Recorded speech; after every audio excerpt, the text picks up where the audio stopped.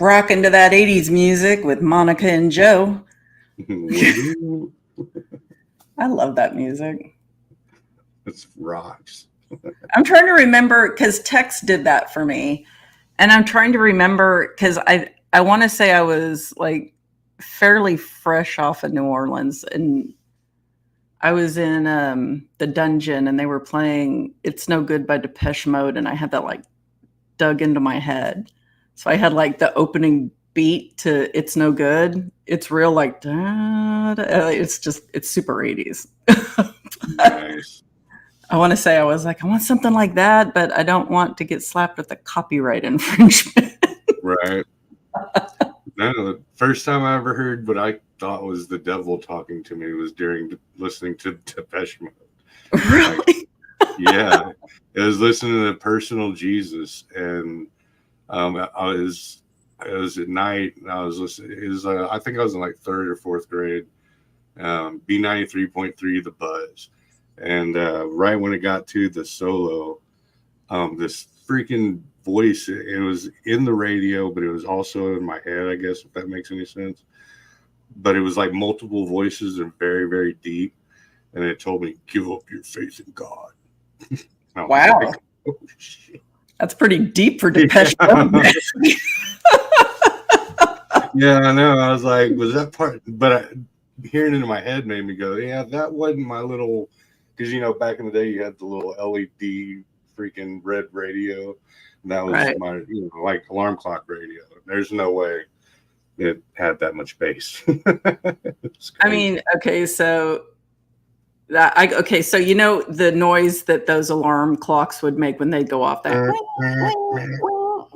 so if I would listen to that long enough, because my dad's on the I don't know why he did not immediately wake up to that, but it would go off and it would wake me up from the other room, and I would lay there and listen to it long enough. I would swear that I would hear voices in it, because I mean it's just that repeating pattern. I could make it to where I would hear different things coming out of it, because I was like, please just turn it off, Dad. Just turn it off. I remember having Casey Kasem in my dreams a lot, because I'd like on the weekends you forget to shut it off your alarm, and Casey Kasem would come on while I was sleeping, and I'd be like having dreams, and he's all, and in number 5 you got, you know, like, Shaggy, is that you? Yeah, what are you doing here, bro? Ruh-roh. You got some Scooby snacks? Oh, yeah. So how's your week been? We haven't had a chance to talk much, because let me tell you, my week sucked. It sucked. And I tend to crawl into a hole when I'm stressed the F out. And poor Joe was like, you don't want to talk? Like, what's up? You're not my friend anymore. What's going on? So we haven't had an opportunity to talk much. So what's up? I don't know. Mine's been pretty regular. Kind of, they sent the owner, her dad came out to start like sandblasting, or not sandblasting, but pressure washing the deck and the building and stuff to get it ready for being sold, or at least leased out. So I'm like watching my job end in front of me, kind of a thing. But other than that, it's been. Well, that does suck. Yeah. I'm over here all dressed out and pissed off at my job, and you're like, my job's ending. Well, it's because I love it, because it's semi-retirement. You know what I mean? Like, I don't have to do anything. I literally have to figure out what YouTube show I'm going to watch. You know, well, surely there's something else like that around there. Surely. Well, what I'm going to end up doing is, if once it does end, then they already got me lined up to print merch for the gas station. So I'll be making all the shirts and all that stuff, and they're giving me, I guess, the power to make new shirts. So I'll be coming up with designs and stuff like that. So there should be some new cool gas station merch coming out whenever I get to that point. Well, that's pretty sweet. Yeah, and I'll be doing the hats too, just like you're wearing. because they have the embroidery. They own all their machines, so like I'll be running like the t-shirt machine, the embroidery machine, and all that stuff. Awesome. I look forward to the new breezy designs. All right, there you go. I'll have some hidden imagery in there somewhere. I have like a little Bigfoot. It'll be like the old Playboy magazines where they have the the Playboys on the cover somewhere. You just got to find it. You got to find it. Yeah, exactly. Yeah, I remember those. Oh, yeah. I wasn't interested in the pictures. Entertain yourself somehow. I never looked for the rabbit, so you know. Hey. I was like, the hell, the rabbit. Well, okay, so my dad had obviously, I mean, he was a single dad. He had a ton of it, like in the hall closet, and I mean, I sure the heck wasn't interested in it. But when my stepmother started coming around, I'm sure she was like, "Holy Nike, what the hell?" And I think to deter the children from being overly curious, she was like, there's a little Playboy symbol hidden on the cover. You just got to find it. So she would put the magazines out. She's like, don't open them up. I mean, it's only on the cover. And like, she'd make a game out of like trying to find it on the cover. So like, right. We wouldn't, I gave a crap, but probably more my brother than me would be my guess. But I mean, honestly, he was like 7 or 8 at the time. I have no idea what time those hormones kick in for boys, but yeah, no, they're there. No, it's funny. I was actually talking to somebody about that not too long ago. Like how difficult it was, because like you literally had to sneak a magazine in to your house. You had to find a stash spot for it. You know what I mean? Then you had to sneak it, to the bathroom and back, and then sneak it, and then stash it again and hope no one finds it. And nowadays, kids are just like, there it is. There it is. I'm like, yeah, I have no idea, man. I remember guys making jokes about like the Sears catalog and National Geographic, like way back in the 80s. Like, yeah. My oldest son, right, he used to try to talk me into buying him. I remember one time he tried to talk me into buying him a subscription to Playboy. And I was like, are you insane? He was That's pretty bold. Right? I was like, I'm a cool mom, but come on now. It's like, I'm pretty sure I could get arrested for that. And he was like, oh, come on, Mom. And I was like, listen, dude. I was like, you're going to have to smuggle that shit like everybody else. All right? Yeah, I cannot provide that legally for you. Yeah, no doubt. I was like, oh, yeah, you know what my mom used to do? Like, what? Right? It's like, no, sir. I was like, you're just going to have to sneak that shit like everyone else. I mean, if it wasn't illegal, I mean, I wouldn't care. I know what you're looking at anyway. Right. Yeah, I mean, we're being real, but yeah, you can't, no. Just like, we all know what Monica does to the cars of people that displease her. So he was going out. I don't know what he was doing. He was like TPing people. It was very innocent. It was his first foray into, mild vandalism.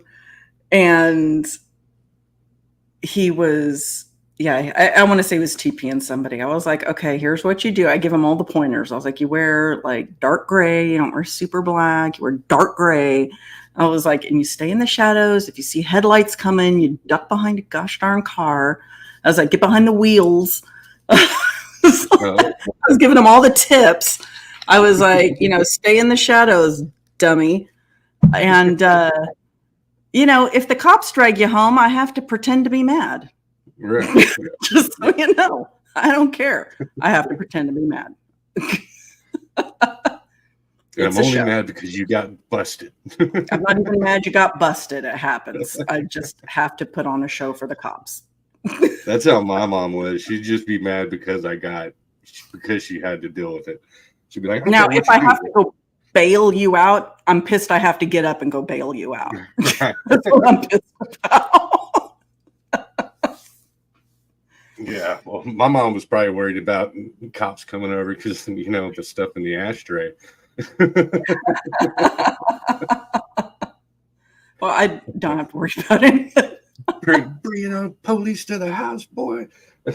Yeah, no. I mean, I got brought home by the cops myself. Yeah. I wish they would have, I don't know, just let me go. That would have been better, but they don't do that. So anyway. Yeah. My first ride home from the police, I was in second grade, and there's a store down the couple blocks away from my house, and they didn't have the new season of Garbage Pail Kids in, so I was pissed off and just went out there and started pelting the dude's car with freaking rocks. But I didn't have the sense just to throw a couple and run. I just sat there just over and over and over until the police came up behind me and said, "Boy, that's it. Get in the car." Yeah. Oh, well, I don't remember much after that. I didn't even do anything to warrant the cops, first of all, putting me in handcuffs, second of all, driving my butt home. It was the jerk that my friend was meeting up with, her boyfriend and his dumbass buddy who hopped along. I was like, I'm just sitting here minding my own dang business, dude. Right. No, I was a bad kid. I remember being in that cop car and knowing that he's getting closer to my mom's house and knowing the whooping I was going to get and just staring at the freaking shotgun going, I wonder if I can get my hands on that. I won't get in trouble for my mom. Ready to take out the cop so I wouldn't get, my butt whooped. But, it was a different era, It belt was. whoopings and, belts, coat hangers, whatever. I thought sneaking out. More wire hangers. So, okay, let's get on to the topic. Enough talking about the good old days. The good We old got brought home by cops. Yeah. So I was just scrolling through the old TikTok like I do when I can't sleep and I'm stressed out. I feel like I'm going to have a stroke any minute. And I rolled across this video, and this chick was talking about she called them the 12 families, but it's more like the 23 families at this point because there's so many of them. But it's the 13 families. And so she directed her viewers to the CIA's website. And there is a book on the CIA's website. And it's just a copy of Fritz Springmeier's 1995 book called The 13 Families. And it goes through, pretty much the 13 families that are, rumored to be associated with the Illuminati. I'm assuming this is the one world order that everybody's talking about, which I have kind of touched on in the past. I have heard of, but I've never really deep dived into. And unfortunately, the week I've had, I really didn't get a good opportunity to deep dive into it. I started reading the pages on the CIA's website because it's convenient. It's like a Kindle, but it's almost 300 pages. Yeah. And so I asked Joe if he knew about it, and he was like, yeah, I know. So Joe, having the free time that he apparently has at his job now, did a ton of research. And, it's more than 13 families just because, they marry and branch off into little kingdoms of their own. And the ones that are mentioned in Fritz's book, though, I'm going to go ahead and say the names. I know a lot of people listening already know these names, but there were some that I was unfamiliar with. And there are some that are relatively what I would consider newcomers to it. You might disagree, Joe, but there's some old names like Astor, right? So we'll just go down the list, and then we can talk about them, right? Well, so my forte, I didn't really do a bunch of research. I just kind of brushed up on it because, I've been down that rabbit hole, and the new stuff it's so vast that like I said backstage, it's like tonight's show's gonna be like throwing a hot dog down the hallway. We're not gonna hit a wall to save our life. But I do. So my expertise, if you want to call it that, my main knowledge of it is the origins, right? So that goes all the way back to the children of Noah, right? So that's where my. But once we get past, because there's three branches. But once we get back up to where they start becoming czars and political royalties and stuff like that, then that's where I'm like, yeah, all right, I'm over it. Well, we would need like a long time to go through everything. Yeah, exactly. But as far as origin goes, if you want me to start there, and then you can take it from the modern era. You know what I mean? We could do it that way if you wish. Yeah, we can do that. We can definitely do the origins, and then we can hop back over to Fritz's. Yeah. It's more than 13 that he lists. Yeah, definitely. So we'll go through just all the names that are in his book. Gotcha. Yeah. So okay. So this also depends on what people believe. As far as, because it gets biblical, right? So, the two main people that really talk about this subject was Josephus. He was a scribe. So he was like a historical dude that was, hardcore about history, and it gets biblical, right? So, and then the book of Jasher, right, in the Bible. Those really lay out the lineage lines. So, when Noah had his three sons and their three wives, and after the Great Reset, or whatever you want to call it, the flood, then they were the only ones to populate the earth. It actually kind of goes to their wives, right? So he had Japhet, right? It was his one son. His wife, apparently, so the way I'm gonna try to structure this, so without like a graph or anybody having, so you can mentally.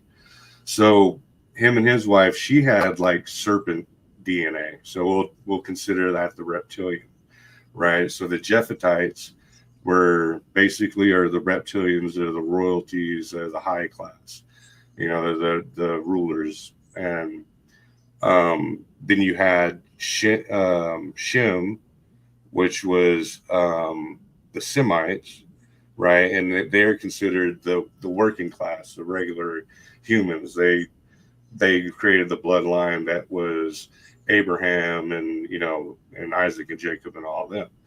And then you had Ham, which was the Hamites. Weird how it works that way. And that's what's considered the Nephilim carry, because the women, they were pure through Noah, right? Just how it goes. But the women weren't. They still had DNA from the Nephilim and from the seed of the serpent, and so those were basically the three classes. And then what is it? The Japhetites, his son's son was the, dang, I'm forgetting the word, Akhenashi Jews, and they were the ones that ended up becoming political hierarchies, czars. They basically established stuff like Rome itself, right? And so when Rome fell, there's like a false belief about Rome actually falling, but it just kind of went underground basically. So after Rome fell, then you had like the Byzantine Empire, the Ottoman Empire, and then eventually the Vatican, the Catholic Church, Roman Catholic Church. So through those empires is where they gained their power. Through the Semites, they were basically just the common man, the working man that got and if you actually get there is a few verses in Genesis where Noah actually kind of describes it. It's like who's gonna have reign over each of the other ones, you know what I mean? And so and then the Hamites say those would be the Nephilim mix. So that's where we'd get, like, if you believe in it or whatever, that certain aspect of it, that's where you would get like the Bigfoots and stuff like that. And, right. But but the Jepetites or whatever, Jepetites, they are also the what's it called? Starts with an M. I'm drawing a blank. Like Meridian people, like, so that's goes with like mermaids and that whole thing too, because it's not. They have the serpent DNA, so you got to think anything kind of reptilian-ish, kind of a thing. So that's basically how the start of it all goes. Then there's a bunch of other stuff too, like I said, hot dog down the hallway, like in David's dream, King Nebuchadnezzar, the statue that had the 10 toes. The 10 toes, some say it represents the 10 monetary countries that would end up creating the New World Order, right? So it's like, maritime. Thank you, Grand Desire. So that's, it depends on how you interpret that, I guess, because like I said, you got to have belief in, scripture, for any of this to hold water.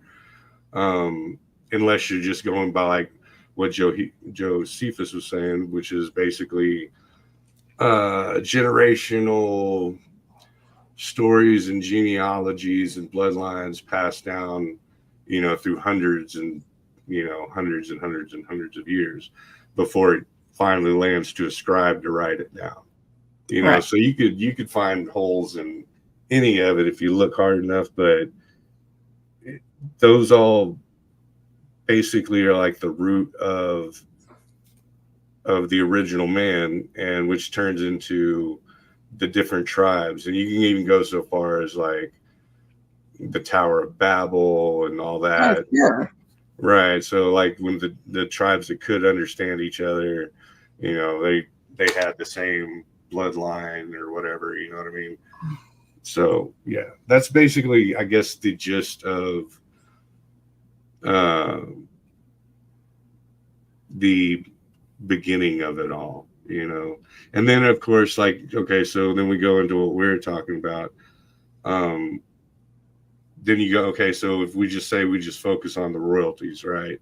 Then you have all the families from those. So then you got, out of those, this big web, considered, because that's what it really is. It's like a spider web, right, of genealogy. And then you got like your Rothschilds, and you got, your different big families. I know that one of the modern things that I do know is every president, except for I think it was the 8th president,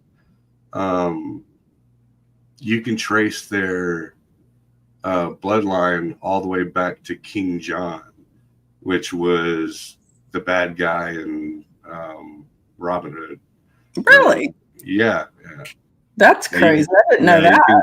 You can trace them all back to that dude. Yeah, so that part I do know. But and I know a little bit about the newer stuff, because that's why they say that every president is like, what's that, like the 6 degrees of separation type of a thing. Right. Like they're all cousins in some weird freaking way. Well, they probably are. Like, yeah.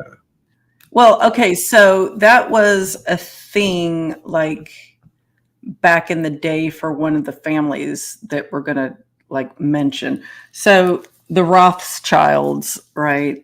We'll just mention them because they're obviously a huge one. Mm-hmm. Like one of the wealthiest, if not the wealthiest families like in the world. Interestingly enough, like started out like the first one started out like he was born in like Jewish like ghetto, I want to say, in Germany, like in 17 something. Like they didn't have anything. Yeah, it was like Kazakia or Kazakh. Yeah. Yeah, it was right there. I guess like where Croatia-ish area would be. Yeah, but I mean, he networked, and I mean, he was shrewd, and he was like, I'm trying to remember if it was because I was reading on a couple of them, and I've been a little bit frazzled today. I want to make sure I'm not getting them confused. But they all seem to have started like, the origin stories, let's say, the originals of the family line seem to like start with like absolutely nothing. And then, they get a break, whether it's by just being a complete jerk, which, seems to be the way, especially back in the day, and knowing the right people, and it just compounds, right? You make a good deal. And I want to say that one of the things that really catapulted them into money was shipping, right, back in the day. And I want to say it was wartime, and none of the ships were allowed to leave port, but he had a connection and he was allowed to leave port, and the goods on his ship allowed him to make like a pretty hefty profit. I want to say like a $200,000 profit, like, which for the 1700s was like an obscene amount of money. $1 trillion. Yes, $1 trillion. And I mean, that really just started it. They started amassing wealth at that point. So it's interesting that once they became established and they had the wealth, they tried to keep it in the family, and they were marrying. They would arrange marriages with the first cousins or second cousins. And that, with this one family that I was, listening about, I was researching, they, thank God, didn't do it beyond like maybe one generation, probably because, that generation was like, good Lord, I do not want to marry my cousin. I'm not going to force my children to do that. Right. So thank goodness it didn't go on too long beyond that. But yeah, I mean, some of them you can kind of see, like you can tell. I mean, people that don't have a lot of branches on the family tree, maybe they got some nubs. They just got nubs on the family tree. Have a certain look about them, and I don't care how much money you got. Yeah. You're going to have a certain look about you. Yeah, they got a family branch. Yeah, a branch. Family vine, Yeah.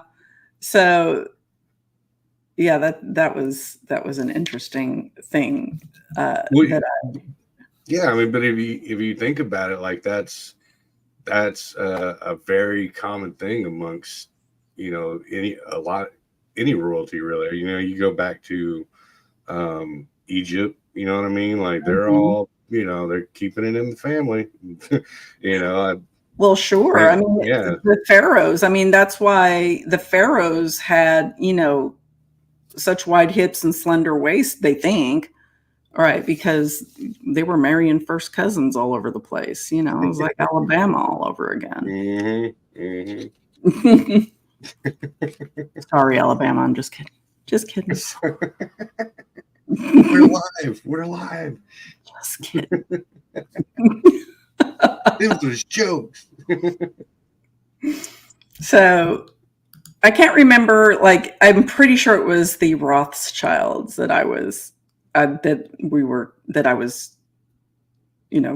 listening to. Right. It was them or the Astors, but I'm pretty sure it was the Rothschilds. That So, do you know anything about or the actual name of the Blue Bloods? Right. So that would be the England's royalty, right? Do you know if they have a common name, or did you just spot it on that 257 page file? You know what is interesting is I don't see the British royal family's name on this. That's weird. You'd think that'd be, you'd think that'd be right there. You're like right there. Yeah. I mean, unless I'm missing it. So, okay, I'll just read the names and we can just grab one of them, because there are names on here that I have not heard or considered to be part of this particular group. So the Astors, which I think everybody, the Astors. But then the Bundy family. Have you heard that? I have not heard that. Oh, Bundy. Yeah. I mean, when you say Bundy, I think Ted Bundy, but probably. I think probably not the one they want you to think of. The Collins family, the DuPonts, of course. Yeah. Freeman, which I think is probably a branch of one of these families. That's weird, because I always thought Freeman came from, remember how back in the day, like if you're a blacksmith, your last name was Smith, and I thought that Freeman came from former slaves that were set free, right? And then they didn't want to take on their slave master's last name. That's what I thought too, but I don't know. Weird. I don't know, but it's not. I mean, it's not just white people on here. I got to tell you. So Kennedy's, I mean, that shouldn't shock too many people. But then no way. The Kennedys, no. The Lee, L-I, like Hong Kong, Lee. Okay. The Onassis families. Jackie Kennedy Onassis. Yeah, her husband. Ooh, so she had a double. She had a double run on that one. Yeah. The Rockefellers, which Rothschild, yes. Russell, another one I hadn't really heard of. Van Dun, D-U-Y-N. And now I'm going to butcher this one. So I think this is a bloodline and not really a last name. I haven't read this chapter yet. It's kind of towards the end. It's Merovingian. You familiar with that? No. Yeah. I am intrigued, though. And then Disney, which is one of the ones I said, well, that seems kind of recent. Reynolds and McDonald. So the last three seem to me like, Reynolds, like Reynolds Plastic, like DuPont, that kind of thing. So Reynolds doesn't surprise me as much, but Disney and McDonald. I mean, McDonald is like a clan. It's a pretty old clan. So maybe not, but it's interesting to me. Yes. Anderson Cooper is a member of the Vanderbilt family. So there are some names that I thought were, not on there. There were some names that were on there that were interesting to me. But this is just a list that came from this Fritz Springmeyer from his book. And he was a CIA dude or something? No. His book is just on the CIA's website. So, this chick's like, I go down rabbit holes, and these are the 13 families that are, he wrote all about, and he dives into it. He talks about, these families and why they're evil and how they're, part of the Illuminati and how they're controlling the world. And, he's deep diving into it. So you can buy his book on Amazon. I've seen because I started reading it, of course, my iPhone starts letting me know all the other places I can read it that isn't on CIA.gov. So it's alerting me to everything. So I know you can buy the book, wherever. I just happened to, go to where this chick's video linked me. And it was, it's CIA.gov. And it'd be crazy is if we could find that dude that did the Bohemian Grove, the list, and see how many of these match up, with the people on the list. I bet it'd be pretty freaking. Oh, yeah. Yeah. Heck yeah. They've been there. I can assure you of that. Oh, yeah. I found a new video on Bohemian Grove that that one. Is it the one that you sent me that had to do with, has a book and it has all the maps of the grounds? And did I send it to you within the last week? No. Okay. No, this is I watched it over the weekend. So yeah, it's a new video, and my guy snuck in while they were doing the cremation of care this year. So this past summer, he snuck in, and he was right on top of them. I don't know how he did not get busted, but he's filming them parading through. I mean, it's not the most exciting thing to just unless you're really into that. So he's up on the hillside, obviously filming down through the trees. He's pretty close in my opinion. And, they're talking through the loudspeaker. You can't really see the mass of people. They're kind of, from his point of view, off to the right. They're obscured by the trees.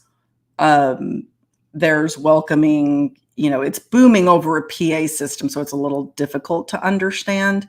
Right. And then they have, the opening procession. And these dudes in white robes carrying torches. And, I showed it to Chris. He watched it. He's like, dude, that looks like the Klan walking out. There was a whole row of these guys. And they're carrying torches. And they come out, and they march right below him. I mean, he could have spit on these guys. He was shockingly close. And, they file right past him and go right on over to the owl statue, kind of off to his left from his point of view. And they line up, and they're just standing there holding these torches. And then, the speaker, the PA system comes on, and they recite the whole cremation of care baloney. And, if you've watched the videos, it's been revealed what they say during the cremation of care ceremony. So they go through that whole thing, and then they file over with the torches, and they conclude the cremation of care. And the video, he gets a little freaked out, and he backs up. He gets farther up the mountain where you can't see it as well, and you can't hear it as well.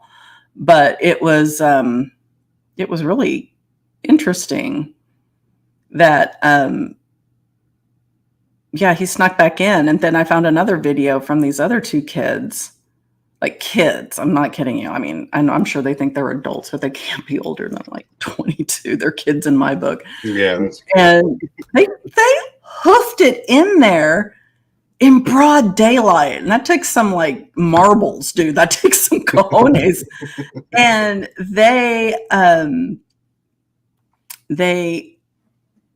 came up over the backside of the mountain, which Danzer, who's the guy who I think I sent that to you, where he's like hiking around for like hours and he was like filming inside the different cabins and all that. That's the one you got to see, because he's like filming names, he's showing photos, like he's doing all kinds of stuff. And that's how he escaped, because they did catch on to him being there and they started chasing him and he had to go up in the dark over the mountain. Yeah. Well, that's how these two little kids, these two young men, like came in like broad daylight, like over the top of the mountain. And they landed like right in the middle of like the ceremony area. And they were just, I wouldn't say they were just like walking around like, yo, I'm here.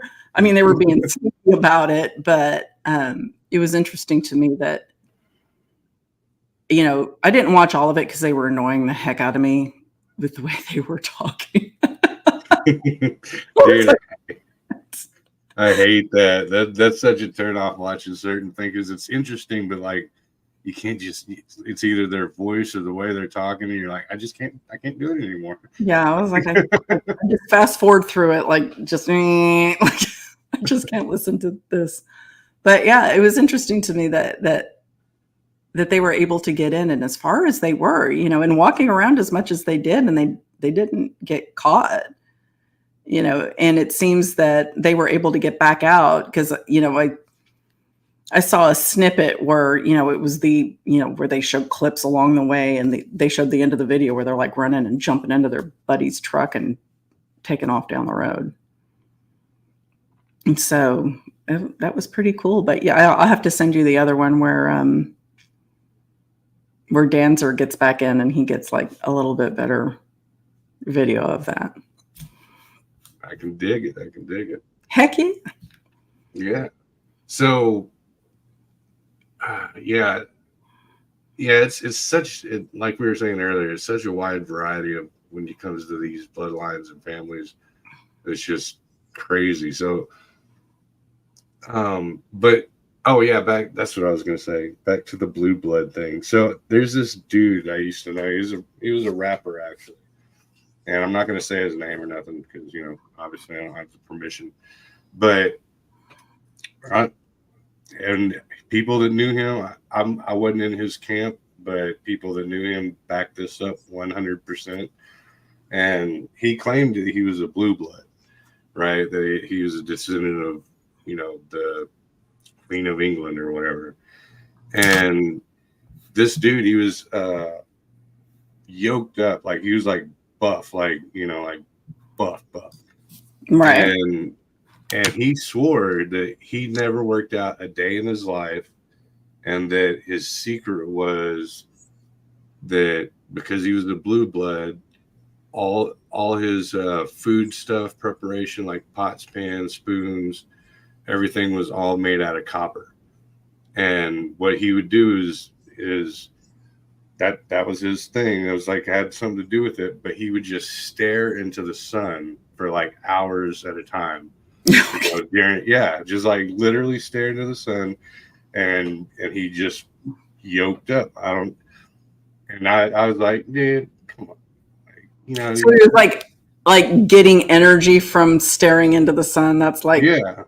Like, but it's only because, a source. Yeah. Like some Superman shit. But yeah, I didn't buy it. I was like, nah, whatever, dude. And then everyone like around him was like, yeah, dude, he does. Hang out over his house, go party after a show or whatever, and he'll be out there for freaking hours just staring into the sun. And it was because the combination of the copper thing and him being a blue blood. That was part of the, I don't know, but it was weird. Yeah. So where did the term blue blood come from? Do you know? I don't know. I have a buddy of mine who probably believe he could rattle it off like nobody's business. But yeah, I'm not sure. That's why I was asking. Is there like a specific name? Because whenever you think about, what is the Queen of England's actual name? Like, I don't even know their last name, right? Like, it's on the tip of my tongue. It's not Windsor. Gosh darn it. It's on the tip of my tongue. Look at me. I'm sitting here. The Illuminati, blah, blah, blah. Can't remember that gosh darn Queen of England's last name. And I know that whenever we're talking about the origin, so like on that side, on the royalty side, that's where like it is Windsor. It is Windsor. Okay. Oh. But yeah, that's where like all the freaking like the kings of Spain and freaking the Egyptians, Spaniards, Egyptians, Anglos. Man, it's a huge list. And like when I was brushing back up on it, I was like, Jen's like looking at all this, and because for each one, there's, for each offshoot, there's like 12 or 13 freaking different names. And she's like, "Are you gonna write this down?" And I was like, "Hell no. There's no way I'm getting into all that. Number one, everyone would be passed out asleep by the time I got done with it." but it is crazy. If you ever for any of y'all that are interested, get a chance, like it's really weird how those actually go all the way back to those three different root bloodlines. So I do know that the royal bloodline or the blue bloods goes back to Vlad the Impaler, right? Oh, and really? And that's like they're direct descendants, I believe. And if you think about it, that's the serpent, right? So you had Draco, right? The dragon. Mm-hmm. So that lines up with that whole, if you want to call it a mythology, because you're talking dragons, serpents, reptilians, Okay, let's see. I was just trying to think. So when you were talking about the three families, right, descending, right. And you're like, one was basically human. Yeah, right? That was, the Semites. And then one was Nephilim and one was reptilian. I call them draconian, but whatever, same thing. Yeah, same thing. It reminded me of Underworld, right? Because we got to loop it back to the movies, right? Where the families that started all the different bloodlines, right? Because one was bitten by bat, one was bitten by wolf, one was like cursed to walk as immortal, like immortal. And that's interesting. Somebody did some history.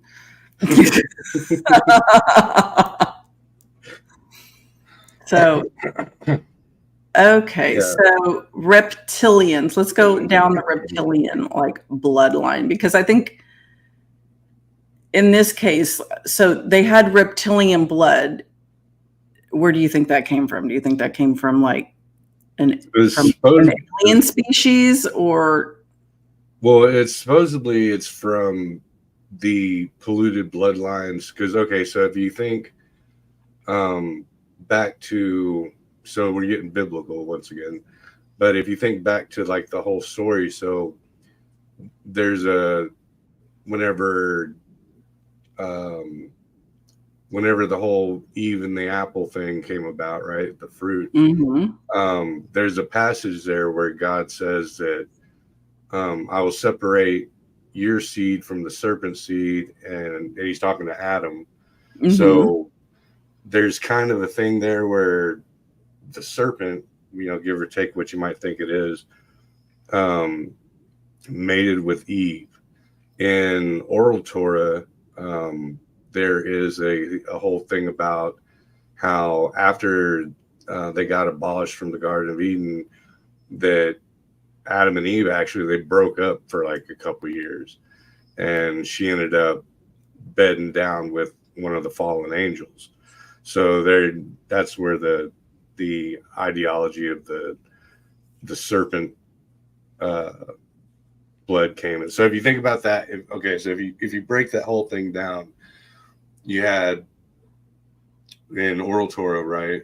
You had Lilith, which was the original wife of Adam, right? Right. And she split, and she ended up mating with fallen angels and having children. Right.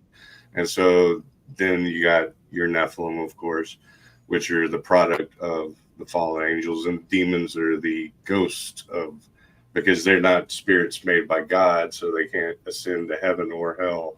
So they're spirits that walk the earth, kind of a thing. So, but I digress. So yeah, the serpent, because it's specifically called a serpent for a reason, right? It wasn't like, it wasn't named a name, like a Lucifer or Satan. Right. It was just a serpent, the temptation, I guess. And the lizard. Yeah. But yeah, that little verse lies right where he talks about, you'll crush his head with his heel, and he'll bite your heel, and you crush his head with it or whatever. But so I guess, once that happened, you had Nephilim, you had probably like serpent DNA, kicking it all out there. And then the purpose of the flood was to, in this ideology, wasn't that Noah was like an ultra pure dude as far as works, or that he was sinless or anything like that, but that his genetics didn't contain any of these DNA factors, these, alien DNA. And that's why he was chosen to start the world over, to get, for the flood to wipe everything out. But the chicks of his sons, they had traces of it in them. So that's where that goes. So the three sons had three broads. I guess one of the broads had some serpent DNA in it. One of them didn't. That was the regular man. And then the other one had straight up Nephilim, So, and then that's why we still have Nephilim today, but it's not a plague like it was back then. Back then it was like unruly, you know what I mean? Right. We're just being cannibalized and by giants and, left and right. So yeah, in that theory or that ideology, that's kind of how it goes. So yeah, and if you take into also like Sumerian lore, right? They were freaking reptilian, right? So if you even go over to the other side and go, okay, well, Sumerian, same kind of concept. The reptilians ruled, the humans were the slaves, right? And then the Nephilim were like the dog-headed people, that ended up coming like, in the Egypt mythology, Sumerian Egypt mythology. They were more like created as kind of like the overseers, either the people that like basically bossed, all the oppressors. I'd put it that way. So, okay. Like the serpents sat back and said, hey, we're going to need you to mine this gold. The humans did it, and the dog man cracked the whip, kind of a thing. So you have that if you take that kind of a chain of command and think about it to this day, then, like if you're thinking about portals and you're seeing Dogman and Bigfoot coming out of portals, maybe it's because they were protectors of, those portals back in the day, or, they were basically like the bouncers, know, and then you had the serpents that were running stuff, behind closed doors. Right. Yeah. So, yeah. But then I go like when it comes down to like the maritime thing, if those things come from the same offshoot, the reptilian offshoot or the snake offshoot, like maybe those were like, I don't know, maybe those are the ones that run the under ocean communities, You know what I mean? Like, because there's that whole ideology as well. You know, there's the big freaking, you know, like you think of like Atlantis, you know, or something like Right. that. Right. So you do have like the ocean community, and maybe those are the big dogs in that world.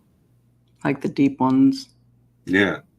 I mean, it's all speculation, you know, but it kind of, those puzzles pieces kind of fit. You might have to, you know, grind a little bit on one of them, but you might be able to get it to snap in place and kind of make a picture out of it. You know, I don't know, but I can Okay, see so that. Smurfy says, I have another suggestion / theory on how the Nephilim lived on. Kind of following what you said there. Out of everything that was destroyed, what creatures did not get killed in the flood? Those living in the water. The flood killed those dwelling on land, not water, i.e., sirens, mermaids, you know, all of those things. So, yeah. Yeah, You know, I would because kick it those out of bed. stories live on, right? And I just can't believe that sailors were mistaking manatees for women, Yeah, you know? I don't care how long out to sea I've been. I'm not gonna be like, damn, look at that manatee. Yeah, look at Yeah, that. girl, get it. Look at that seal. That's a woman. You know, I don't buy that. We were talking about that on Texas show the other night. You know, like, do you believe that they're real? Or we were talking about that. Do you believe that, like, the mermaids are Right. real or the sirens are real? And I'm thinking, well, you know, they are a type of fae. And I think that the fae have the ability to come in and out of the, like, our Our plane of reality. existence. So why not? People are seeing something. They're coming from somewhere. Like the siren song, right? They, you know, and you know, it would make sense for mermaids to be Nephilim too, or some mermaids, let's say, or mermaid-like creatures to be Nephilim because they're I hate to use the word cannibal because that implies that you're eating your own kind.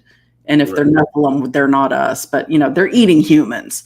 And mermaids do that. Mermaids do that. They're not the little mermaid singing, sitting on a rock. Right. You know. No, but no, you're absolutely right because you know that they also supersede the um whenever it's centralized, right? Whenever only one town has this creature, you know what I mean, instead of multi continental, you know what I mean? Like everyone's seen these things, you know, and it's you know, just like you know, Dogman and Bigfoot, it's in caves and drawn and, you know, it's in stories from everywhere from, you know, islands such as like Ireland to right. freaking England, you know what I mean? So it's not an isolated um tale. Well, I mean, they have similar stories on different sides, like right Ireland, but then Alaskan Inuit like Mm-hmm. stories too, Yeah, right? Like exactly. Yeah. different sides, you know. So it's things like that that make me think that it's not just, you know, one person or one specific region just seeing something and running with it folktale wise, you know. It's way more widespread than that.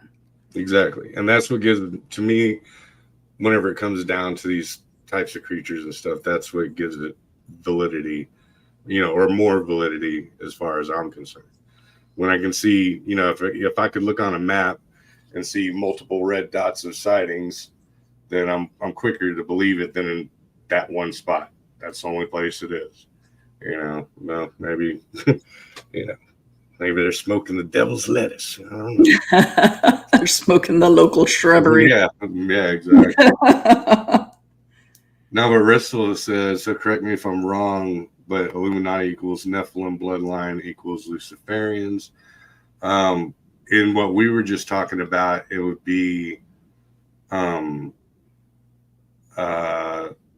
Illuminati would equal serpent seed bloodline, and which would equal Luciferians as well. Yeah, but it could be Nephilim Could be, too. yeah. I mean, it's interchangeable in my opinion. I just, I'm trying to figure out which one of these families would be which. But again, like we discussed earlier, I mean, throw a rock, because I'm sure an Astor is married to DuPont and a Collins is married to At some point in time, they've kind of interlinked, because it's been going on for a hot minute. They literally bumped uglies. Yeah. And if you, I mean, they got more money than God. So like I can, whatever. If you go look up the Rothschilds, just look them up. Just look them up. Yeah. They don't look like normal people. No. So they're either still marrying their cousins or they're marrying something. You know what I'm saying? They're just same with the English royalty. Like, dude, like some of those pictures of the Queen of England, man, I swear I swear they're shape shifting fools. I'm seeing definitely.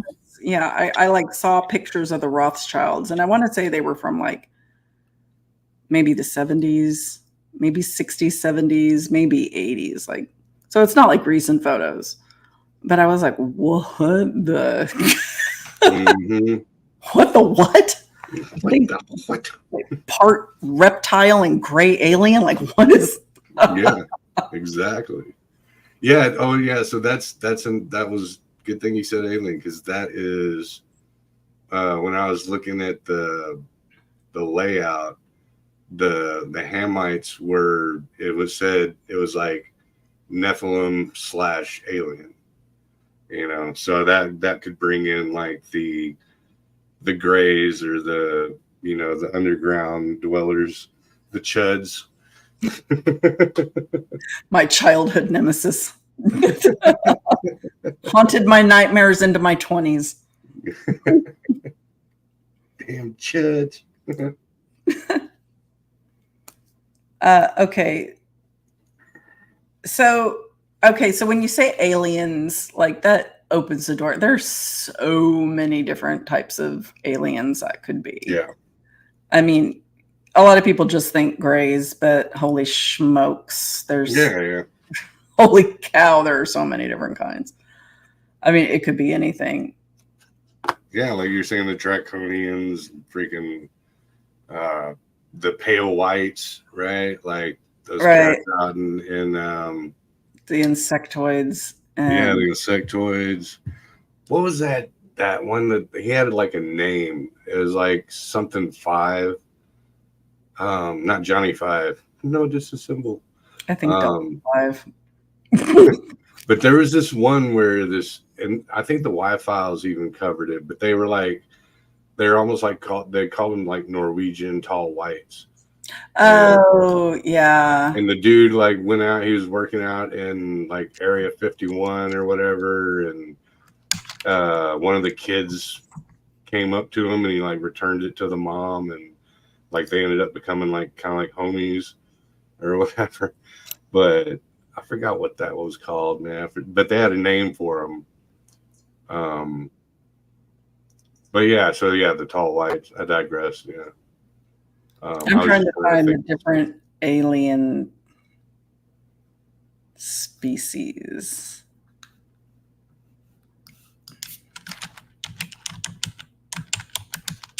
The Jackson 5. That's it. You got it, bro. Oh, here we go. Okay. List of alleged extraterrestrial beings. This ought to be good. Nordic aliens, Space Brothers, Pearl Jaren, Tall Whites.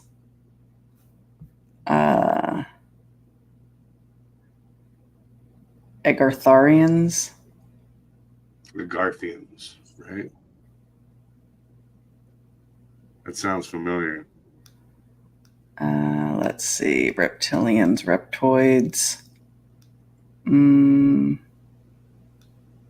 Well, that's a BS list. That's the shortest list of baloney.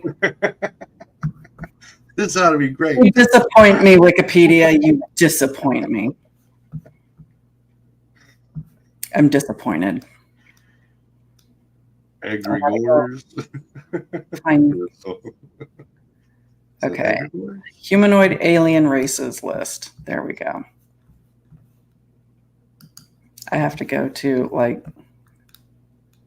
Oh God, never mind.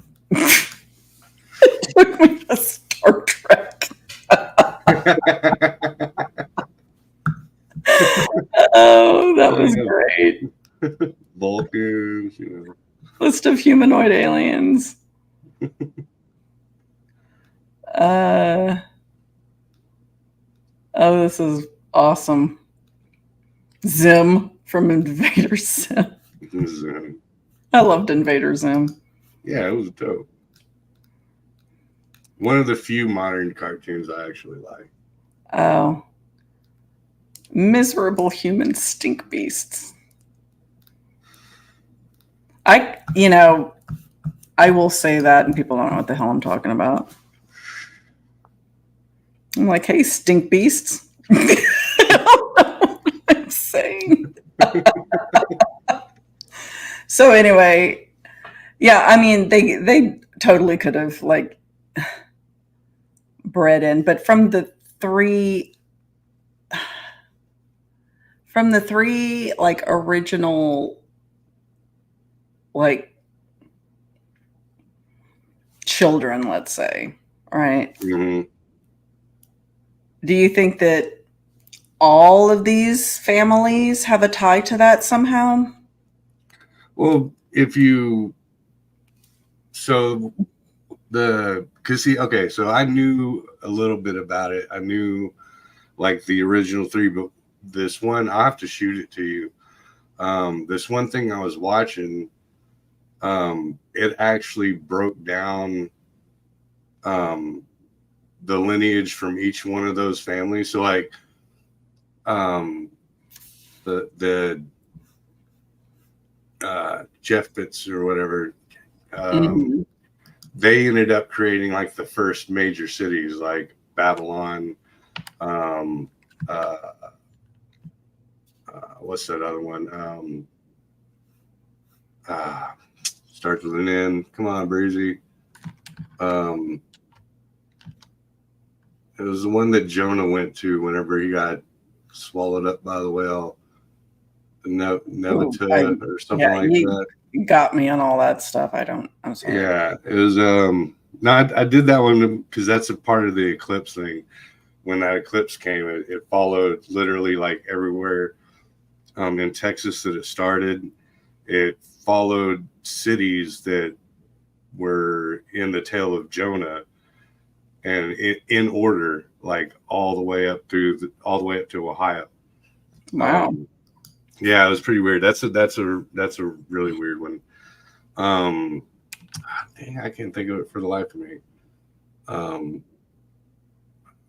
Whatever. But it shows like the main cities that no, it wasn't that one. It's called I want to say Nebula. But it showed like the main cities that they first created, and then from there, you had the descendants that became czars and Caesars, and so it kind of had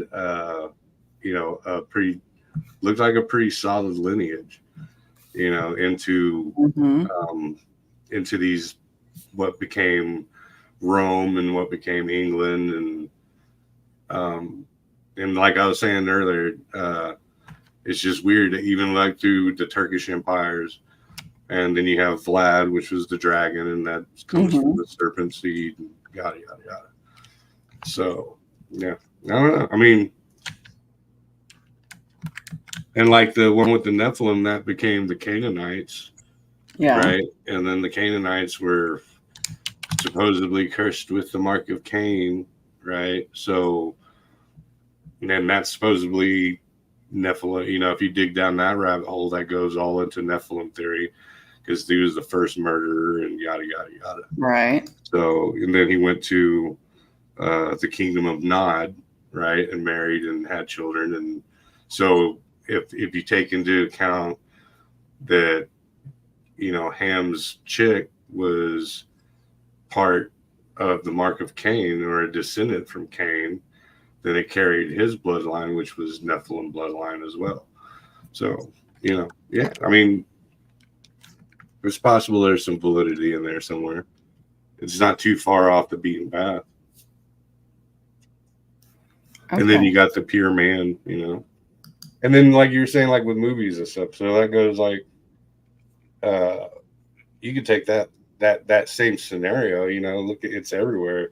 I mean, Lord of the Rings, you got the man, and you got the hobbits, and you got the orcs, and you got the, you know what I mean? So to how would I say it? For all those different ideologies that point in the same direction, for it to be a coincidence, that's pretty hard. You know what I mean? Especially through, you know, all the different generations and writers and, you know, authors and stuff like that, you know, are talking about the same kind of a thing. You know, that goes to me, that's kind of like the Dante's Inferno type of a thing. Like, yeah, you can go, oh, that's just like a, you know, it's just a poem dude wrote.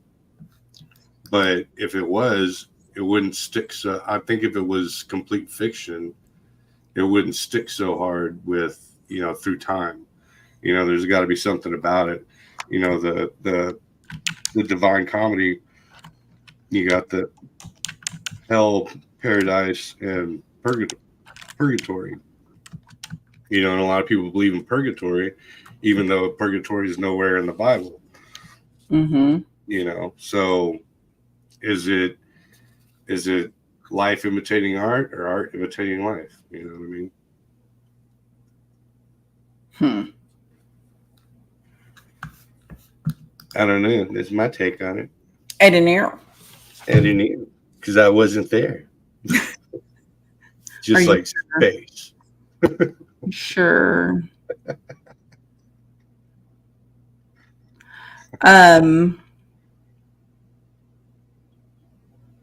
Okay. I have to go farther down the rabbit hole to be able to talk more on it, because I just scratched it. Like I said, I want to talk more on it, but I need to know more to be able to discuss more about it. I need to ask the first hour, so we can. I know. Woo! We can be asked about anything. We can talk about whatever. I don't know. My week has been hell. It is rapidly closing. This project is closing. Maybe there is a God. Like I said in the meeting, if there is a God, I'll be out of here by next week. I'm not convinced there is one. So maybe I won't be. I don't know. We'll see. It's the Great Spirit, Monica. You know, yeah, it's all the same thing. But you know, yeah, I don't know, man. Yeah, that's a whole nother story altogether. Who invented work? Hope they're rotting in the seventh circle of hell. That's a fun one. Specifically project management. We'd have to do that one too sometime. The freaking the Dante's Inferno. That's a fun freaking the circles of hell. Those are dope. Yeah. Sweet. I'll show you which one I reside in most of my day, Monday through Friday. Abandon all hope, ye who enter here into the work. You are here. This is where Monica is when we're texting in the afternoon. When you're telling me, no matter how awful it is, just remember the earth is flat.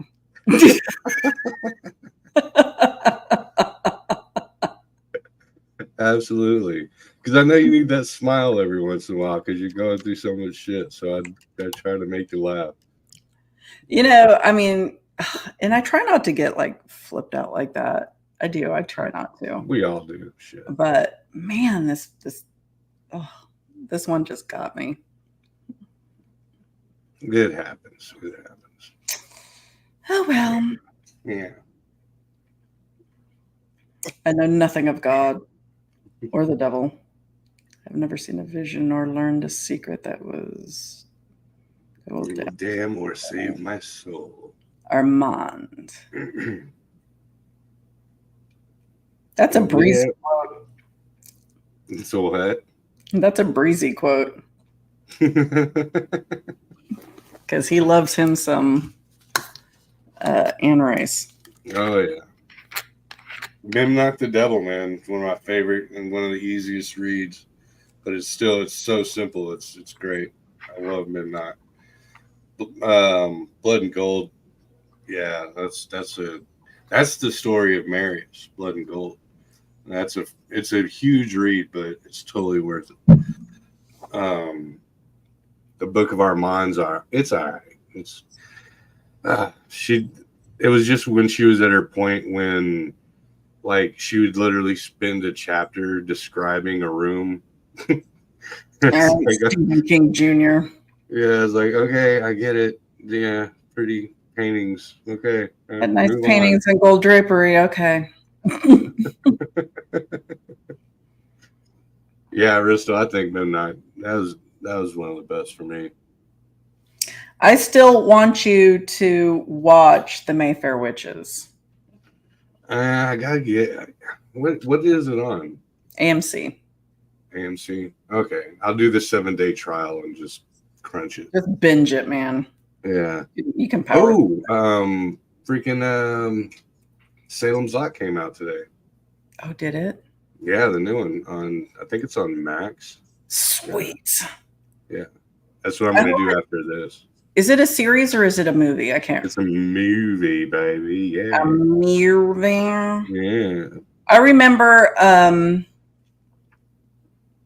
that remake they did like in the early 2000s or the mid 2000s. Yeah. Remember that? Garbage. Yeah. It was so bad. It was God, so bad. I need to shave. Look at that. It's horrible. Is that I just actually looked at myself.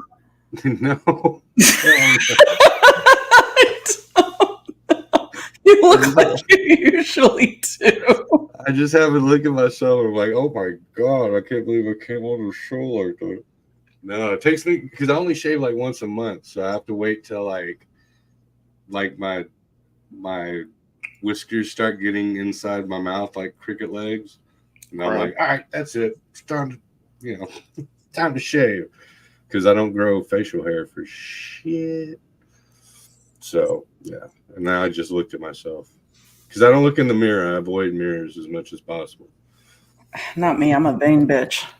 I don't. I'm like... Any reflective surface, I'm like, what the hell is wrong with me now? What has shifted in the last 15 minutes? I'm aging rapidly, like milk in the sun, man. It's a terrible thing. Dude, yeah, chicks are like that, though. Jen, actually, earlier tonight, Jen, she came up and she's like showing me her arm, right? And she's like, look at these wrinkles right here. And I'm like, dude, that's like bendable parts. You're going to get... She's like, no, I'm not supposed to have wrinkles right there. But look how soft it is because I lotion every day. Like... Look at my wrinkle, how soft it is. That's what she said. Yeah, pretty much. It's not a wrinkle. I was like, dude, that's lotion poisoning. What is she, like 30? She's 87, so she's 36 something maybe. I don't know. I can't do the math. 37, so she's 36. No, she was born in 87. Okay. Yeah. So she's like, yeah. She was born in 87. I got you. But I can't do the math. But yeah. Don't make me math. But she's not near 40. So she's 9 years younger than me. and I'm going to be 46 this month. So that makes her, 37. Yeah. Right? Yeah. How old are you? I'm going to be 46 in a few days. Oh my God. Everybody's younger than me. And not by a little bit either. You're not that much older than me. So like you were getting out of high school right when I was going into it, pretty much, right? Yeah, I was probably 46? like, yeah. I'm 5 years older than you. Yeah, see, that ain't nothing. You had your birthday this year? Huh? Have you had your birthday already this year? No, my birthday's at the end of this month. I'm damn near Halloween, baby. So you're already 46, or you're going to? No, I'm gonna be. You're gonna be 46. Okay, yeah. So I'm 5 years older than you. Yeah. Okay. Yeah. But yeah, everyone watch whenever it is my birthday, you'll see only the people that actually know me are gonna shoot me happy birthdays on Facebook, and everyone else in the world is gonna shoot me happy birthdays on Valentine's Day. You'll see. Dude, well, don't say that shit, because I didn't know your birthday was at the end. You're gonna make me look bad on Facebook. Yeah. Like my birthday on Facebook is February 14th, 1904. Yeah. Okay. Yeah. I need to find a vampire in New Orleans. I need to stop aging immediately. Dude, I actually watched a tour on the vampire speakeasies in New Orleans, like places to go after hours and shit. It was pretty dope. I know of one bar you go to, and you order the drinks, and if they like you, they'll give you the password to the speakeasy. Yeah. Yeah. Yeah, that's what they're saying. To hit the bartenders up, they'll give you all the ins and outs. Yeah. Okay. Well, Jen and I will have to wear low-cut tops. Yeah, it happens. I can wear mine, but it's going to do the opposite. You don't know that. Like, check it out, fellas, right here. Well, Monica and Breezy dress up for a Halloween stream. Apparently, I had requests last week. You did. And I need to understand what those requests were. You did. Joe was like, I don't know, man. Like a vampire, I think. Yeah, I remember like vampire and a witch or something like that. That's so generic. Tell him to yeah. freaking be original. Come on now.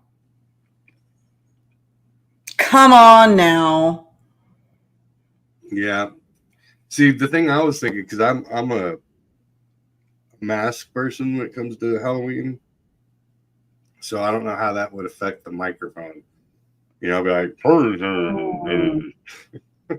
I really, really want to do, I want to revive my Purge costume. Because I did that in 2020, I want to say. Nobody saw it because nobody went out. Joe dresses Monica and vice versa. It wouldn't be that much different. All I'd have to do is take off the glasses and throw on a hat.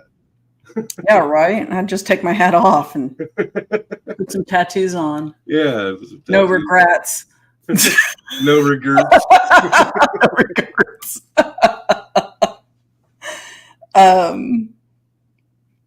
Oh, don't forget my book recommendation. Thanks for reminding me. While we're talking about Halloween, I'll have to check out my book recommendation. I could recommend the book that I'm reading about the Bloodlines. You guys can go check that out. It is on the CIA's website. So yeah, I want to rehash my Purge costume because we have a costume contest at work that before I started working there, it was boring as hell. And then Monica popped up dressed like Dia de los Muertos one Halloween. Full makeup. Like full makeup. Ooh, check it out. So full makeup. And the next year, everybody dressed up and we had a big old party and people won prizes. And let me tell you, I am the person to beat. Reckoned with. That's right. No, Ristel, I told her that same day, I was like, I vote for Elvira Monica. I think it would be awesome. And I got the body for that. I'm terrified. We only see from the shoulders up. I mean, no, but I mean, listen, when would you want to do it? Let's see. Let's ask that question first. Well, I know Halloween's on Thursday night, but you do Halloween. I do Halloween, and I ain't dressed like that at the office. I can tell you that. Right. But do you go out after, right? So you probably won't be doing a show on Halloween if you're Halloweening, right? I don't know if I really want to do that this year, to be honest with you. Okay. I'm trying to find my Medusa because I was Medusa last year. Check it out. Oh shit! You go all out. I made that headdress. I was Medusa. I ain't playing. I got an extra day off of hell. I got a day off my sentence for winning the Halloween costume contest. All right.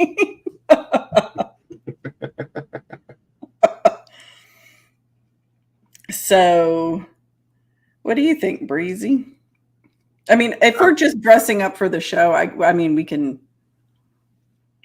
I mean, we go on pretty late anyway. Right. Well, yeah. I mean, I would say if you're gonna do a show on that Thursday, then we'll do it that Thursday. And then we could do like for the Friday for the speakeasy, we could like kind of how we broke down the Friday the 13th franchise on Friday the 13th. We could do a Halloween franchise, and get Scott and Derek on and go through the movies and all that good shit. I heard they're making a Halloween series, which is how it was really supposed to originally go. So like Michael Myers wasn't even supposed to be, there wasn't supposed to be a part 2. It was only because of the fandom that they actually made it. So Halloween, so when everyone gets pissed off about Halloween 3, the season of the witch, because there's no Michael Myers in it. It was supposed to be like that? Yeah, that was the original vision, was every Halloween there was going to be a different, either a bad guy or a different scary part to it. So it was supposed to be. Catwoman's a good one, Alan. Yeah. Purge. I can't see your face. Lower. There you go. What? Am I got a mask on? No, you're just showing your up to the neck. Yeah, there you go. Gotcha. It's easy, right? It's easy. But yeah, we could do a Halloween dress up show on yours and then do Halloween franchise on mine. Sounds like a plan. That sounds good to me. And do like maybe on yours do because you know a lot about that good stuff, like the history of Halloween and like the equinoxes, and we could take it all the way back to across the pond, to Scotland and Ireland and all that. Take it back to the Druidia. Yeah. Yep. Great. That's all we need. A Druish princess. A Druish princess. That's right. Let's see. You know what Monica could pull off? The Secret of Isis. Like with the big sun behind my head and the snakes coming out of the sides. Well, you are the snake chick. I mean, I do throw them on people. Throw them on people. I mean, it Wonder happens. Woman. Golden Girls. There we go. That was my favorite Halloween costume. The Plague Doctor. The Plague Doctor. Nobody knew it was me. Scared the shit out of everybody. I just walked around and stared at them. I can do creepy good. Like, you know, for those of you who don't know, I work in construction. I work in commercial construction. So some of our laborers were there for the Halloween party. They didn't know it was me. There's just some person dressed like a goddamn plague doctor walking around the office acting creepy and shit. They wouldn't get near me. This one dude kept doing this and like walking away from me. Yeah. And then we were walking the streets of Highland Park, Texas, which is very like University Park, Highland Park, which is very like, you know, like very hoity-toity, terrorizing the children.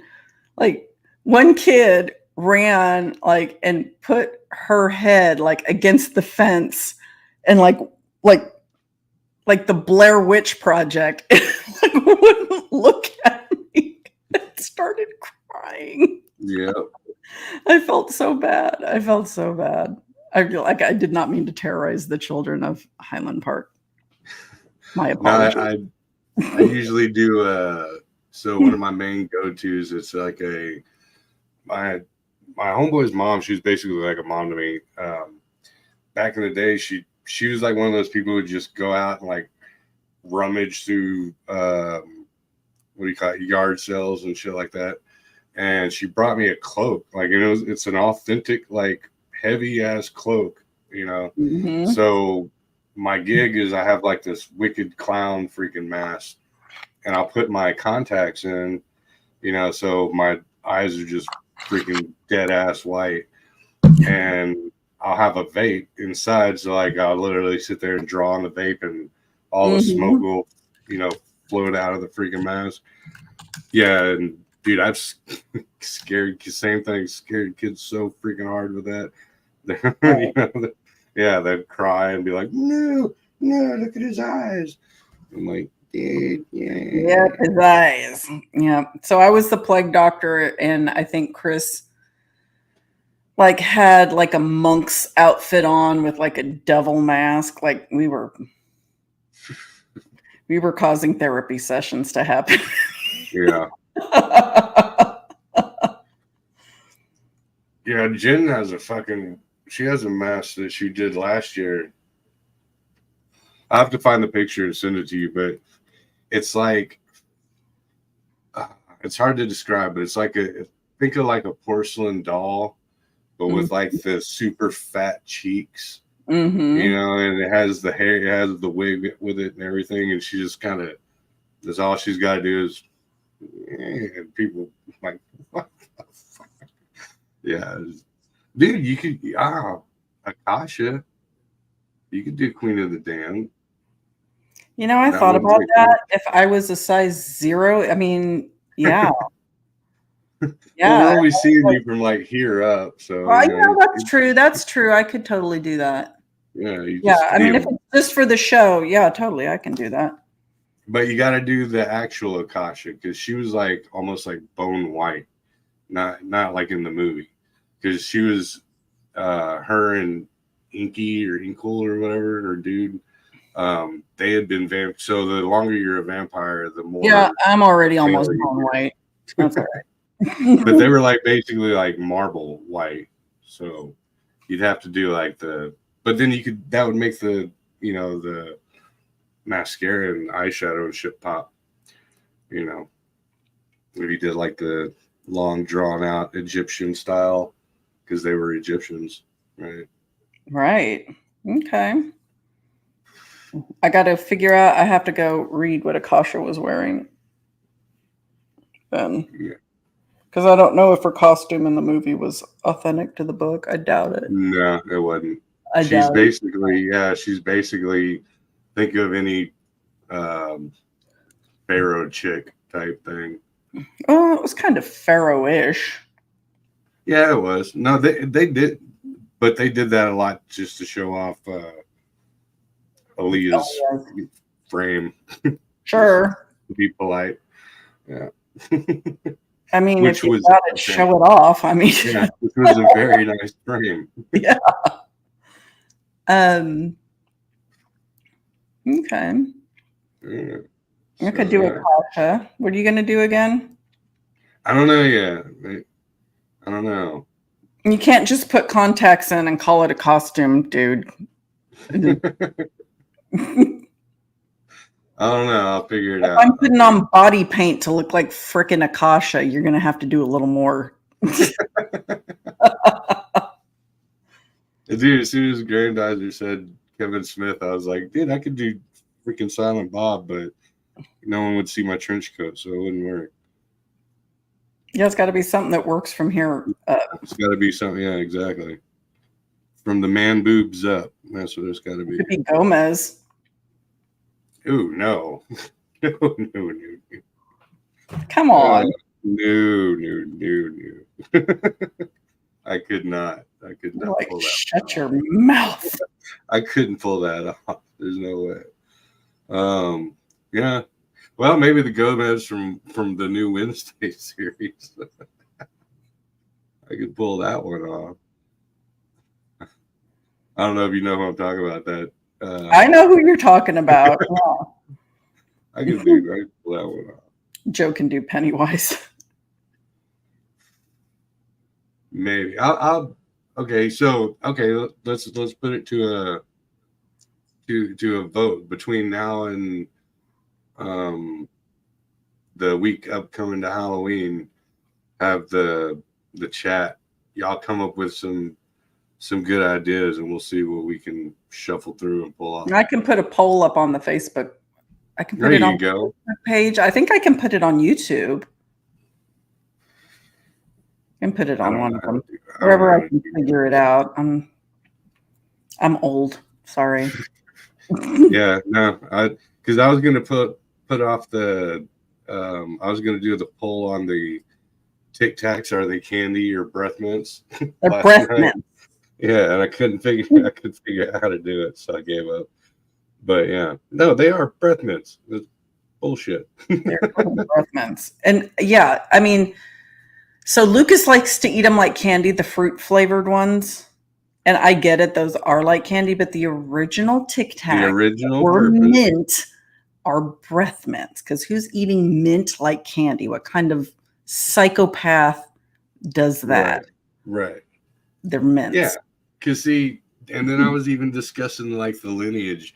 I was like, yeah, first it was Tic Tacs, then it was Banaka, right? Oh. And then the Listerine strips came out, and then Mentos. That just scorched a patch on your tongue. Yeah. If you missed, it made you blind. But yeah, and then it ended with the Mentos thing. And so I was like, no, dude, that was the whole point of it. But I did secede to the fact that now with all the different flavors, like the orange Tic Tacs and blah blah blah. Right. Yeah, it is more of a candy thing. I mean, now, yeah. But I mean, back in the Gap, it was like you pop a freaking Tic Tac before you go in for a job interview. Yeah, I have Altoids now, like cinnamon Altoids. I eat those like candy. Like I have a 10 in my car, and I'll eat like 5 or 6 of them. Those are like candy to me. Yeah. But yeah, so for anybody out there, yeah, me and my wife got into it last night about whether Tic Tacs were candy or breath mint. And I was like, no, the original logo was the 1.5 calorie breath mint. They weren't freaking. Find an old YouTube commercial. You know it's out there. Yeah, exactly. Breath mint. Yeah. Like, oh, pig. Ricola. Do you remember that movie? Did you ever see that movie? Mm-hmm. Oh, pig. It's The Cutting Edge. No, I haven't. It's really not something I would imagine you would watch. It's about ice skating. Oh yeah, no, Yeah, I'm not shocked you didn't see it, but yeah, no. so yeah, it's a good one. It has DB Sweeney in it, but anyway, he's getting taunted. He's an old like ice hockey player, and he he gets injured, and he has an opportunity to do couples figure skating and get into the Olympics if he like gets good enough with this chick, right? She's super wealthy. Her family like owns an ice arena, and she just like wears his ass out the first day on the ice because hockey skates are different than ice skates, Right. and she's like just like I said, running his ass over on the ice, and she's like toe pick, toe pick. She's giving him shit about the toe picks on the ice skates. I thought you were saying opaque. I was like, yeah, toe pick. Toe pick. It's the little, on the tip of the ice skate. Yeah. No, the only ice skate movie I know is that one with Will Ferrell and the other dude where they both get banned. And and then they have to come together as a couple skater. Okay, I have to talk about a Will Ferrell movie. Have you seen Eurovision? No. Okay. So Will Ferrell and I forget who the actress is do Eurovision, and they play like, I don't know, Finland's next like superstar. There is an actual Eurovision competition where like all these acts from Europe come together, and it's like America's Got Talent, but for the world except for America. Okay. And it's a legit competition. Like Google Eurovision. And that's where ABBA came from. ABBA was a winner for Eurovision. Like way back in the day. The band? Yes. It's been around that long. It's like a freaking giant competition. I had no idea until I saw this movie. I thought it was a made up thing. And I was like, holy shit, it's an actual competition. How is the band and then in the competition? Really stupid. It's Google Eurovision. Okay. Just Google Eurovision. All yeah. Right, I'm on I felt like a complete idiot for not knowing about it. Like a complete idiot for not knowing about it. No, Blades of Glory. That's the Blades of Glory. That's it. Yeah. He pulls out the brush. That he's like, it's made with 1,000 hairs of a Persian horse. Don't you ever touch my brush. Yeah, dude, it's a great movie. Great movie. Great. So anyway, the Will Ferrell Eurovision movie is pretty funny. So check that out and then Google Eurovision. Okay. But watch the movie. It gives you an idea of how it actually works. So, and then I forget where I was this year. I heard a spot for Eurovision somewhere, and I was like, holy shit, that's the first one I've ever heard. Yeah. So. Yeah. ABBA was on Euro. Yeah. That's how they got discovered. They won Eurovision. So learn something new. ABBA was good, and then they fell off, and then they were good again. That's all I really remember about ABBA. Like they killed it, and then they went to shit, and then they came back and killed it again. That's all I remember. I grew up with them. I don't know. Yeah, if I'm remembering, maybe that wasn't. Shit, I don't know. I'm like, is that? Didn't they do freaking The Rains in Africa or whatever? Wasn't that ABBA? Toto? Oh, that was Toto. Never mind. Okay, I might be thinking of the wrong. I think you're thinking of the wrong band because. What the hell was that? I remember ABBA making a comeback. I don't remember. Maybe they did. What? Shoot me what song? What are we talking about? ABBA. What song? Okay, so Dancing Queen. Dancing Queen. Okay. Yeah, that's a big one. But I thought you didn't like the disco.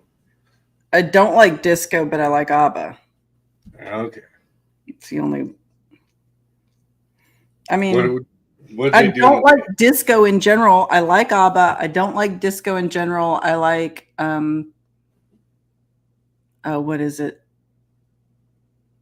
Oh, what a night. December 63. I like December 63. I like that song.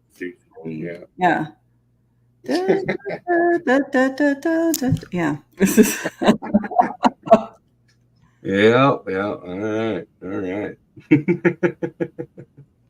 I mean, the entire, what's that movie? Mamma Mia. The entire, like, what is it? Premise of Mamma Mia is based on ABBA songs. I know not this either. Yeah. So the movie Mamma Mia, well, in the play, right? They're all centered, like they've got ABBA songs as the center of each like thing. Gotcha.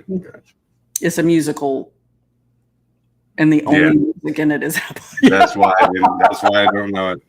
Like, I cannot do musicals at all. Like, no, freaking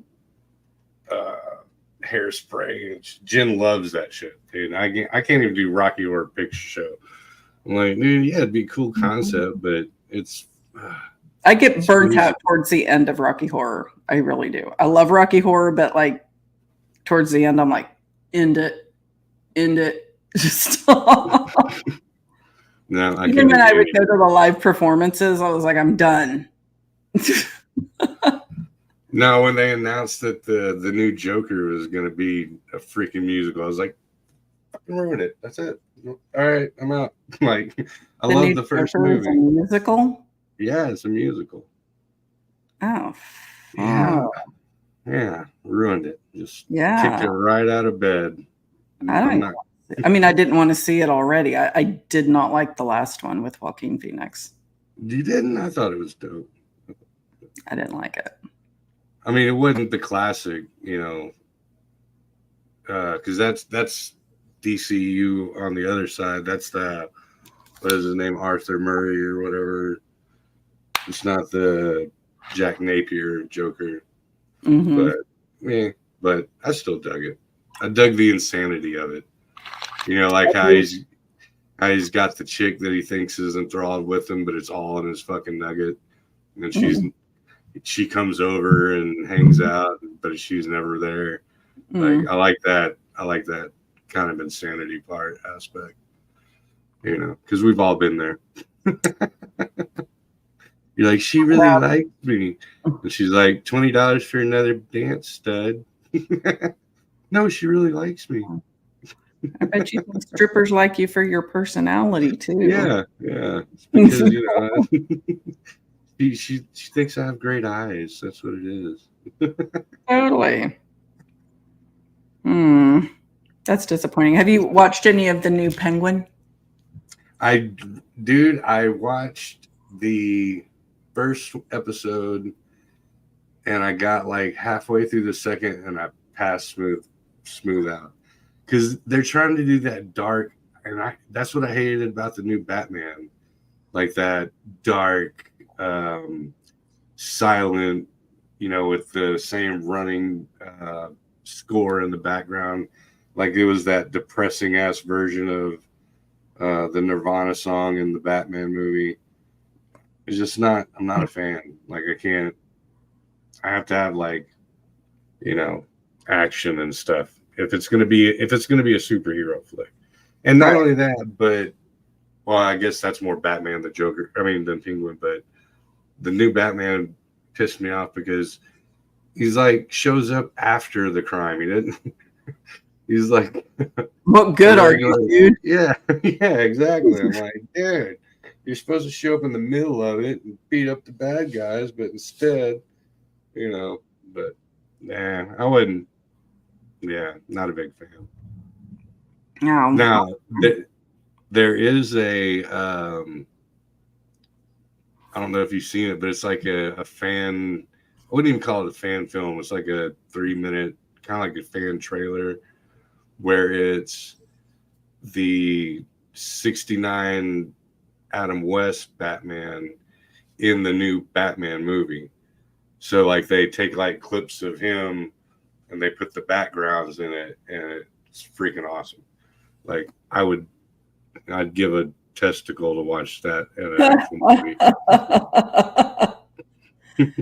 So, see, I don't like the old ones, though. I just don't like those. What, the Batmans? Yeah, I don't like the old, like, Adam West Batmans. Well, because they were meant to be cheesy and corny. For that day. Yeah. If you ever get a chance, I think it's 1948 and 49 Batman serials, those are dope. Like, for being way back in the gap. And that's actually the reason for the Batcave, because in the comics, there wasn't a Batcave. And so there was a serial that they used to show, and if you compile them, they'd show them like in movie theaters before the movie. And if you actually compile them, it makes one big movie.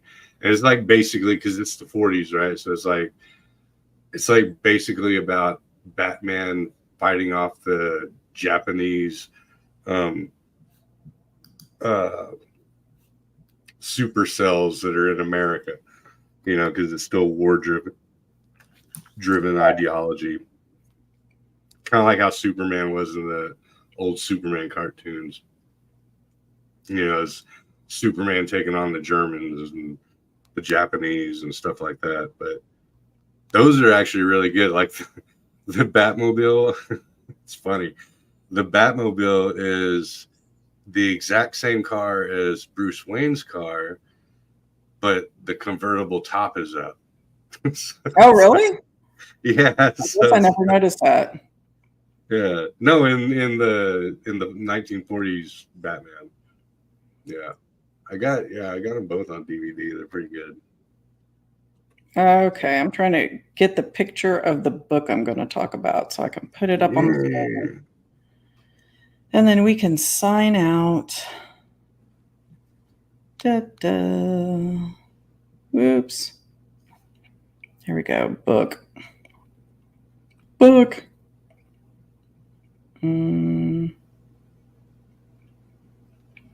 we go. So the book we are going to be discussing tonight is called Beneath the Dark Ice. And that is by an author called Greg Beck. And I don't know if anybody is familiar with him. He's pretty awesome. He does this whole series, the Arcadian series. And this is the first book in that series. And this takes place beneath the Antarctic. And I'm going to let you run that while I go tinkle tinkle. Be right back. Okay. We might sign off while you're going tinkle tinkle, because I don't think this is going to sign off. I'll be right back. Okay. So this book takes place, like I was saying. Hold on. I needed Joe to run defense. Here we go. Gosh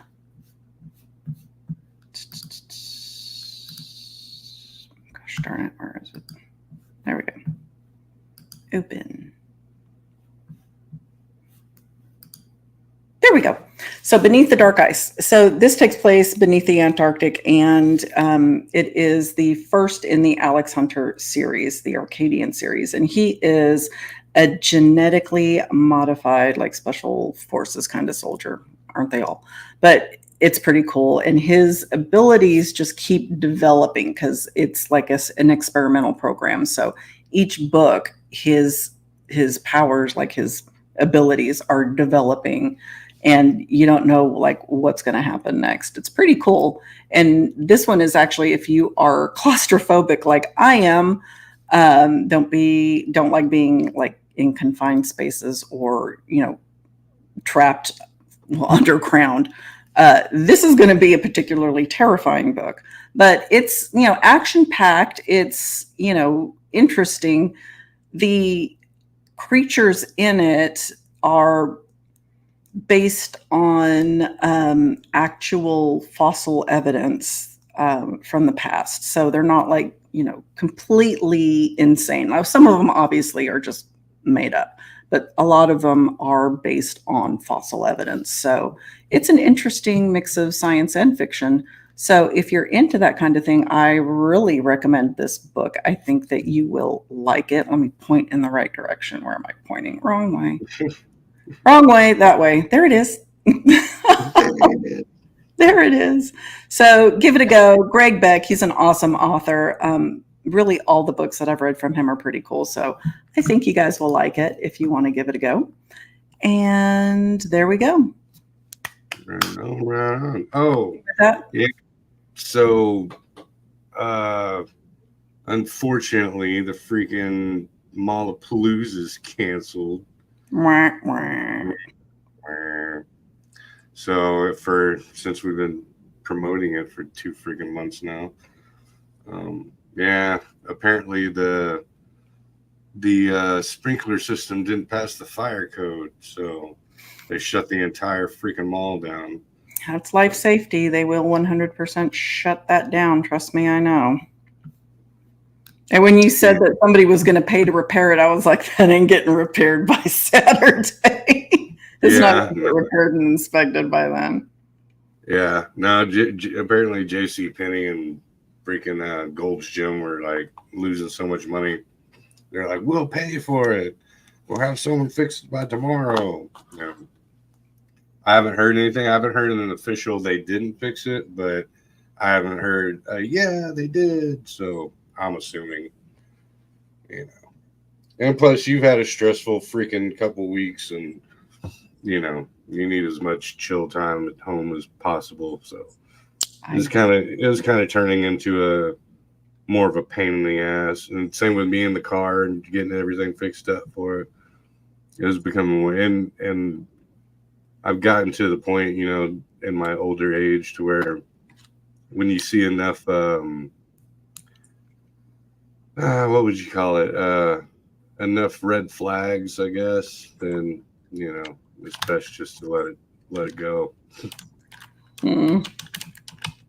So Grandizer apparently had some questions, but Grandizer has a lot of questions in chat. I don't know which one he's referring to that he wants us to take on this. So Grandizer, if you want us to answer one last question before we sign off, you can type it on in there. And if you can type super fast, we'll answer it for you. Otherwise, we're going to call it a night because we're 2 minutes away from 2 hours on air. And which is 30 minutes more than we usually do. That's on this. You've just been rattling away. Just yep. And I'll go ahead and throw out my movie comment of the day. Let me see if I can find an image for it real quick like y'all. And this is a must-see.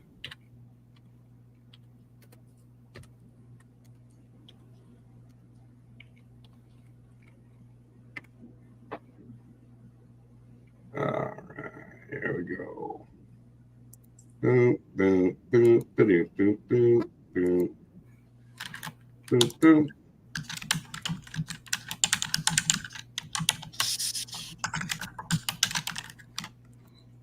How do you you got to present it because I'm not.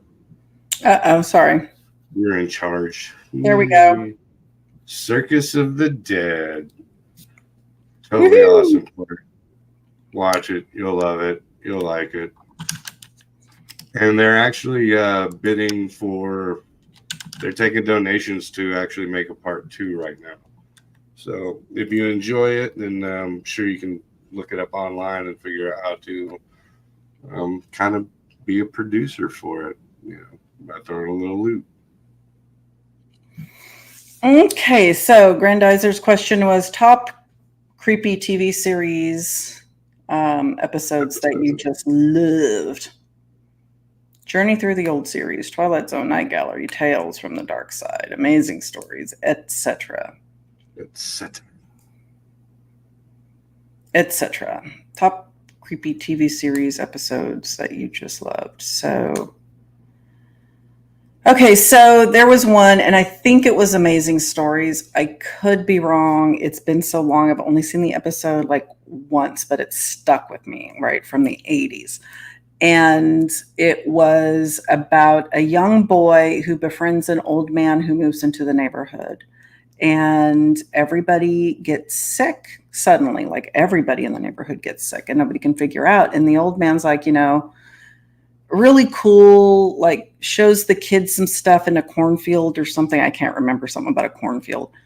And he's like, tonight's my last night. I'm tired of running. We're going to be here. I'm going to be here. This is my last place. You're probably not going to be seeing much of me. I'm not going to be here for long, but I'm not going to move either. He's like really cryptic with it.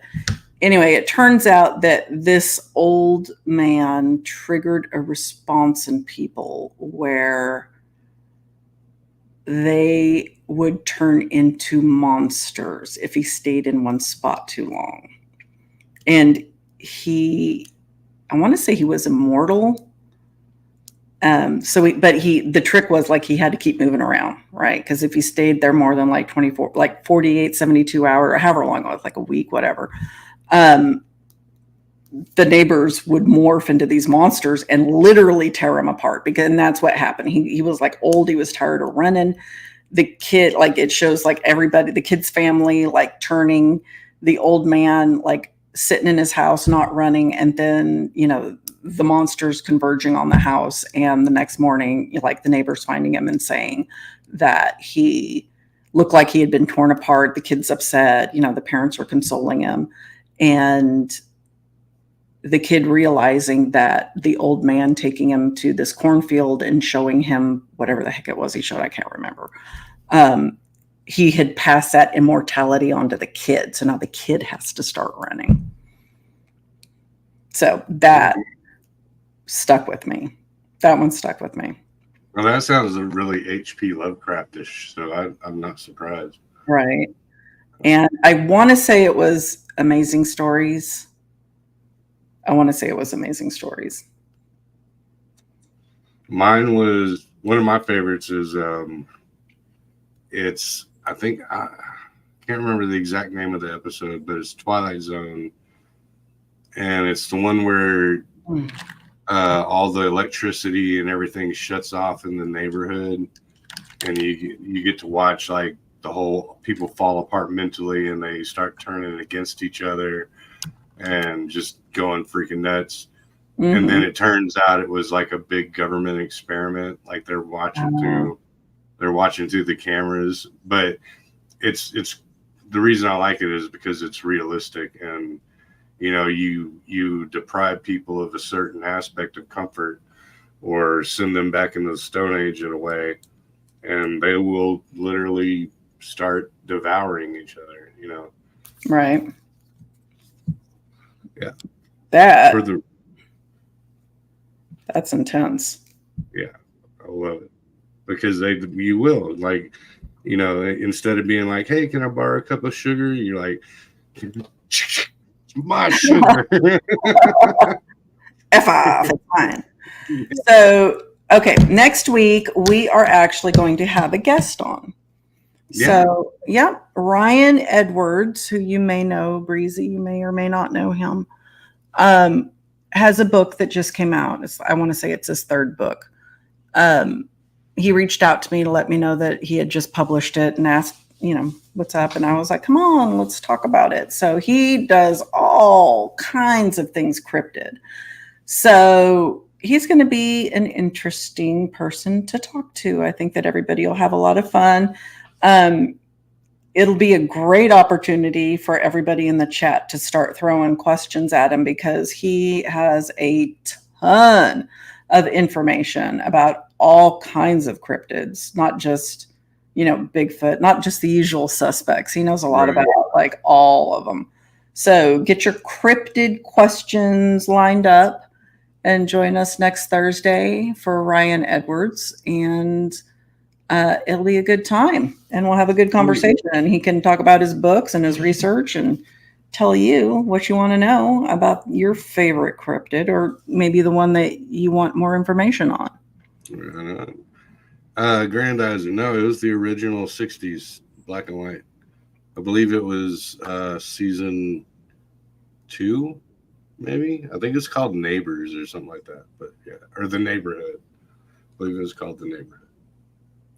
But yeah, cool, man. I can't wait for the guest. That'd be awesome. Yeah, I'm excited. So check us out next week.